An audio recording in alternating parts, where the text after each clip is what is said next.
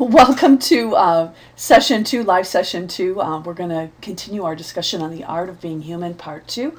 I'm instructor Professor Graham. Looking forward to working with you again this week. So the beginning of our topic selection occurs this week. You can see that it's a long-standing timeline here, starting in Module 2 and then ending in Module 10.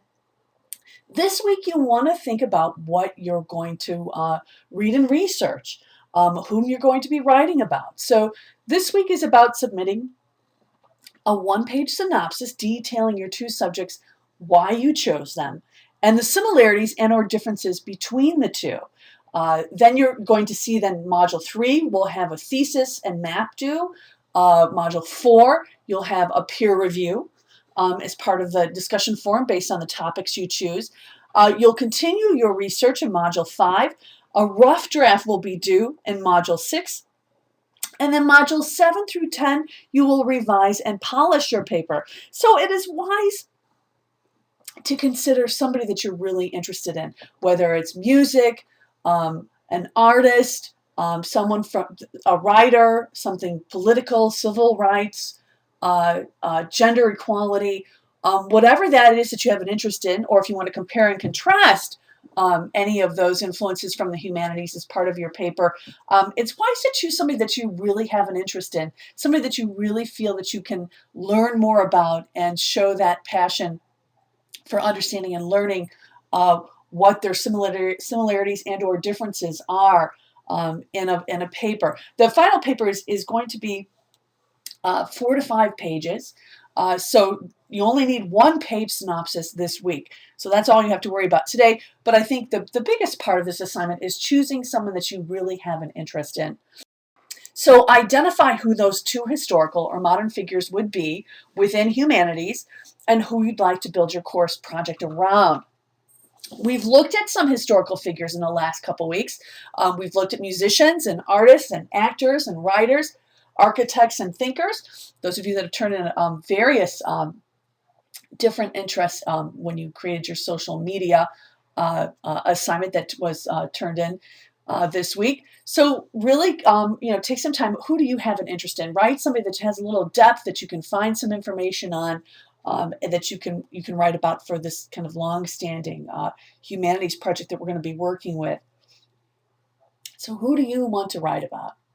Here's an example that I had posted. This is an example of a synopsis that you can turn in this week.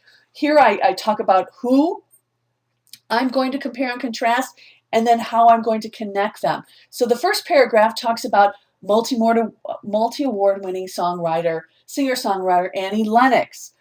Shares her experiences as a prominent activist and campaigner for HIV/AIDS and women's rights. These just happen to be specifically activism and women's rights and music are three things that I'm very passionate about.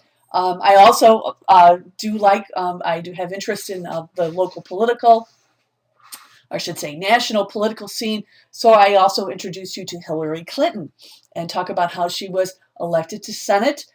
She became the first American First Lady to ever win public office, and then becoming the 67th U.S. Secretary of State in 2009. And then, of course, today, she's running for President of the United States.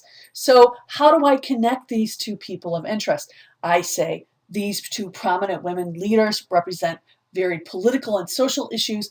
This paper will look at the lives and important issues of influence that they have had on our lives. So that's my focus. That's my thesis, that last paragraph. So you want to not only just choose two people of interest and passion for yourself, but find a way to connect them, all right, in a thesis statement. This is what I'm going to be looking for that synopsis that you turn in this week.